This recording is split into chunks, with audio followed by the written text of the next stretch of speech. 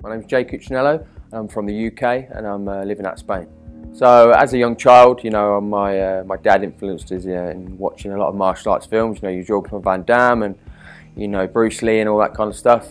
Massive fan of the WWF when we was kids. So I lost him when I was young. So kind of like just stayed with me. It was the only happy memories I had as a kid with him. So as I got older and stuff, I was a bit, usual kid, naughty at school, got kicked out. Joined the military. Served in the military for 6 years. Joined, places like Iraq, Afghanistan and stuff. So I did some pretty hardcore tours and met a lot of good friends and lost some good friends. After Afghanistan, I was caught up in an injury and sustained some injuries that I couldn't deploy on operational tours anymore. So I was 21 years old, and they said to me that I couldn't deploy operationally anymore. So for me, I'd done quite a bit. I was still young, and I decided to get out. But before getting out, I was always aware of the UFC. The first DVD box set I bought was I think it was the Combat one with Matt Serra.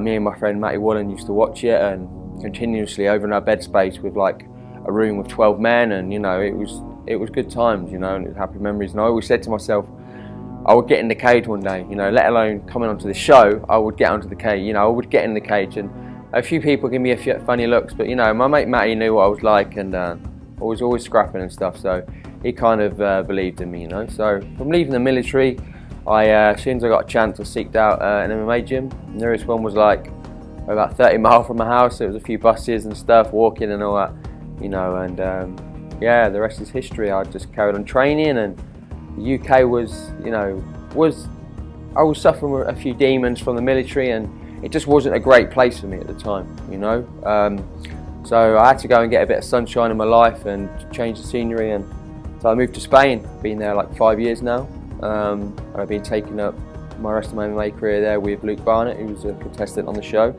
We were long-time friends. We started out MMA together like 9 years ago, and yeah, now I'm here. Apart from fighting out in the streets, with the military life and some of the men that I lived with were rough guys. They like to go out and they like to throw down. So I kind of learnt my way through, the military fighting, and I've done a bit of boxing in the military, just like nothing crazy, but I was always doing MMA in my mind. In my head I was always doing MMA and practicing martial arts as a kid. In the back room with my older brother and my younger brother, and sometimes beating my sister up. It's just the way childhood goes, isn't it? So after leaving the military, yeah, it was always there in me. I knew more about the sport than I actually, obviously, because I never practiced it. But like when I went to my first MMA gym, I understood everything.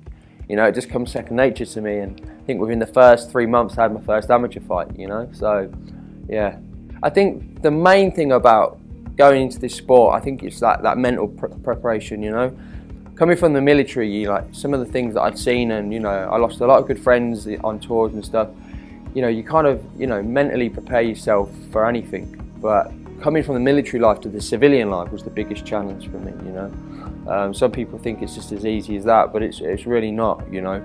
So MMA was my release, and it was my path, and it was something that I needed to do, because if I didn't, I probably wouldn't be alive today. I really wouldn't. I had a lot of struggles and a lot of things growing up and through the military that I had to deal with. So just getting out and getting a 9-to-5 job wasn't for me. Yeah, I mean, I think every soldier deals with PTSD in their own ways. I lost 2 of my best friends out there, and to the point where I was with them to their last breath. And I pulled them from vehicles. Some were shot and stuff, and that was my motivation to push PTSD aside. I never played on it. I never wanted no one to pit on me, and that's the way I went on with my life.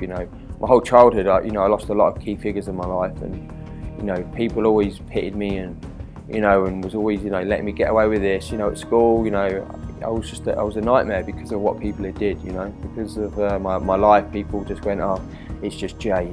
He's going through a lot. So going from the military to that, I left with my chin held high and just kept it like that. I still suffered, but I just kept my issues to myself. Because there's too many people out there that play on it. And there's only going to be one person that solves your problems, and that's yourself.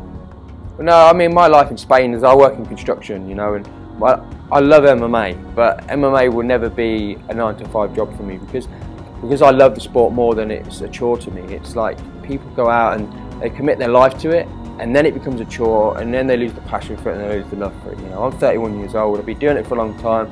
I've had a few spots where I have committed to it, and it just hasn't been fun. You know, my life's a lot harder. That I get up at 6, 7 o'clock in the morning. I go to the gym for an hour. I go do construction. You know, in Spain, it's, you know, it's hot weather, so lifting bricks, digging holes, you know, plastering walls, and then I leave there and I get home and I go straight. You know, I'm doing like 6 o'clock and I get home at like 11:30 at night. You know, time to get to bed, it's 1 o'clock, and that's my life. It's hard, but I still enjoy it. You know, I get to live my life, and I'm never, you know, I'm never struggling with money and never worrying about nothing. You know. And on the weekends, I go down to the beach, 15 minutes from my house. I've got sun every morning, and I'm surrounded by, you know, Spanish people, beautiful people, you know, and they know how to be happy and, you know, and crack on with life. And that's what I need, you know. When I'm back in the UK, it's very grey, it's a bit dull, you know. It's my country, I love it, I fought for it, you know what I mean. I haven't got to, I haven't got to excuse myself from, you know, from anything. But I think for me, what I learned about, you know, a long time, it's about just being happy for yourself and doing things for yourself, you know. My life is happy, you know. I wouldn't change anything for the world, you know. I've got a great woman behind me now, and she's really, you know, brought me out of my shell, you know, because I was a lost soul, as someone would say to me many years ago, and I never had no emotions, no feelings for anything. I just kind of plodded on with life. Moving out to Spain, like you say, was the best thing I did. This show and doing all the MMA and everything that I've done, you know. My dad sacrificed a lot for us when we was kids, you know. I lost my mum when I was young, and then my dad died, you know, on my birthday. And from that day, like, my whole life was just, you know, it was just blank. There was nothing, I didn't see nothing in front of me, you know. I just didn't see nothing. I thought, you know, I was just here to take, you know, just to plod along, you know.